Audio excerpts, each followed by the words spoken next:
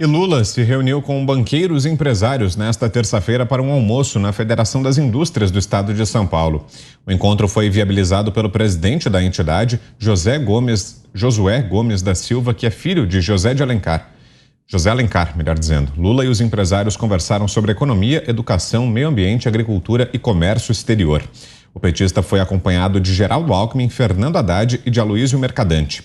Participaram do encontro nomes como João Moreira Salles, Luiz Carlos Trabuco, Roberto Azevedo e Luísa Trajano. Você, Mota? Olha, é um mistério o que esses empresários procuram encontrar numa conversa com o Lula. Vamos lembrar aqui algumas coisas que o Lula disse recentemente. Ele disse que vai acabar com o teto de gastos, reverter as privatizações e reverter a reforma trabalhista. Ele disse que vai taxar as grandes fortunas, o que sempre provoca fuga de investimentos e queda de empregos. Ele também disse que não vê nada demais um jovem assaltar para roubar um celular e tomar uma cervejinha. Ora, um estudo financiado pela própria Fiesp mostrou que 17% do crime armado em São Paulo é representado pelo roubo de celular. O Lula também confessou que ajudou a libertar, tirar da cadeia, os meninos que sequestraram o empresário paulista Abílio Diniz. Ele disse também que a classe média consome demais, basta uma TV para a casa inteira. Que história é essa de uma TV em cada cômodo? Ele também disse que Cuba e Venezuela são modelos a serem seguidos. E também chamou os banqueiros de imbecis. De novo a pergunta: o que esses empresários vão conversar com ele?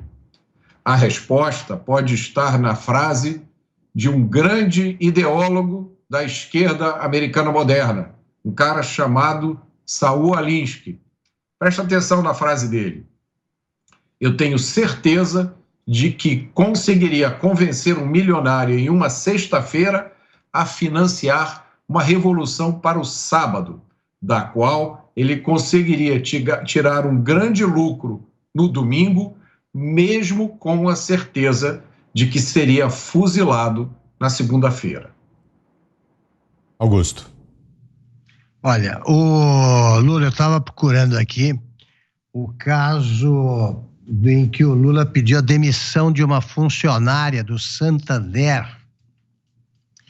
que fez previsões corretas sobre o cenário econômico que seria desenhado aí por uma possível vitória da Dilma Rousseff, e como fazem os bancos, né, distribuiu entre clientes aí essas previsões, esses cenários, né, esse é o nome correto. Então, o Lula aparece num discurso dando uma bronca no Emílio Botim, que era então o presidente do banco, o dono, né? Porque ele era o chefe da família que controla há décadas aí o Santander. Falou: tem que mandar embora, fica escrevendo isso daí e tal. Mandaram a moça embora, levaram uma tremenda multa pela proa, resolveram a vida da moça, mas sobretudo escancararam a relação promíscua que o Lula, um novo rico típico e guloso, manteve a vida inteira com os milionários a que ele foi apresentado. Ele era o amigo, né? O amigo do meu pai, aquelas coisas, ele era o amigão.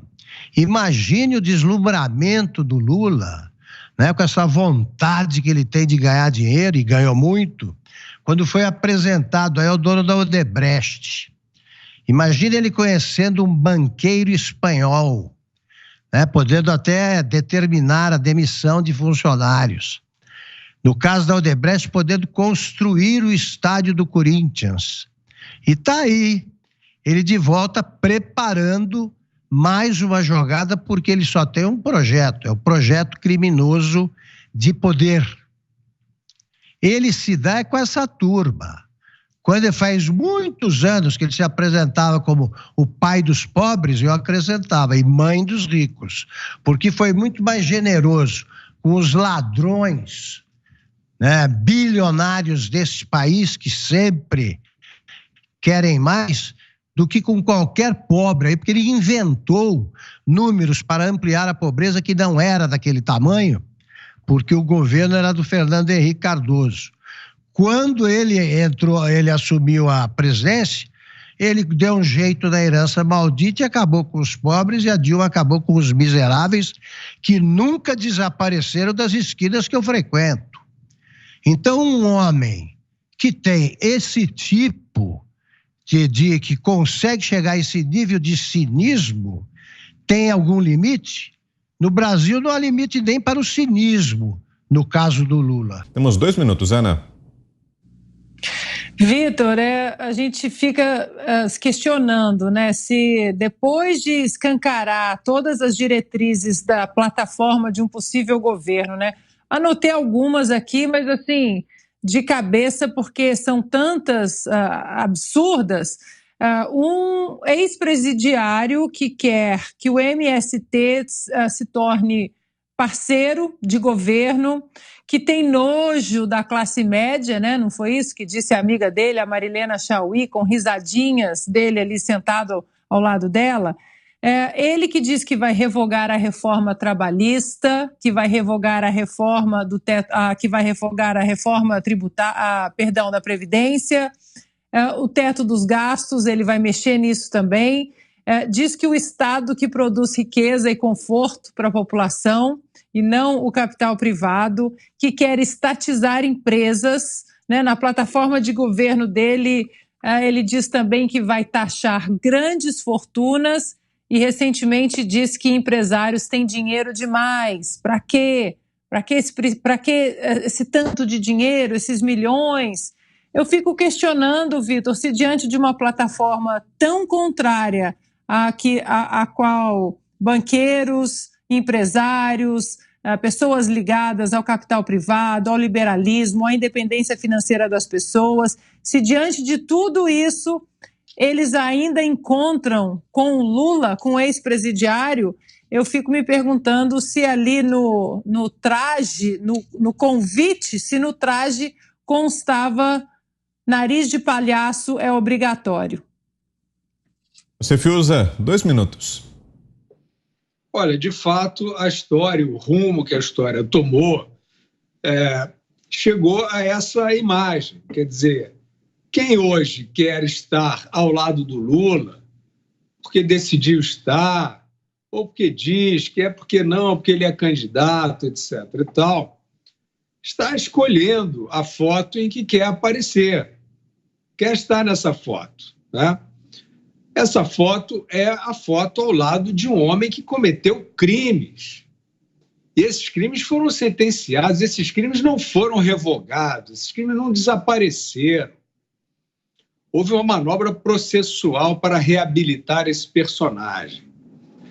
Quem se encontra com esse personagem nesse momento histórico e não faz a crítica, finge que os crimes não aconteceram, está sancionando o que fez esse personagem. Não adianta, a população, a sociedade, as pessoas de boa fé não esquecerão jamais os conluios, né, que o Lula protagonizou para suprimir dinheiro do povo brasileiro. Então, os assaltos a que o Brasil assistiu na era do PT não sumiram no éter. É claro, a gente sabe que teve os cartéis das empreiteiras, mas teve lá no pré-sal, tinha participação de banqueiro.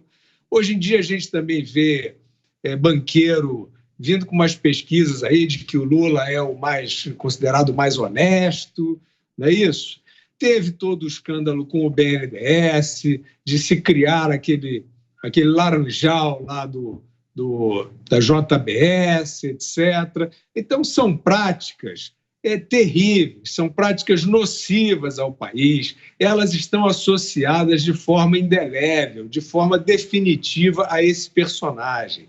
E quem se associa a ele, de alguma maneira, sem fazer a crítica sobre o que ele representa, talvez tenha a mesma presunção que ele teve um dia e da qual se beneficiou durante muito tempo, que é viver acima das leis.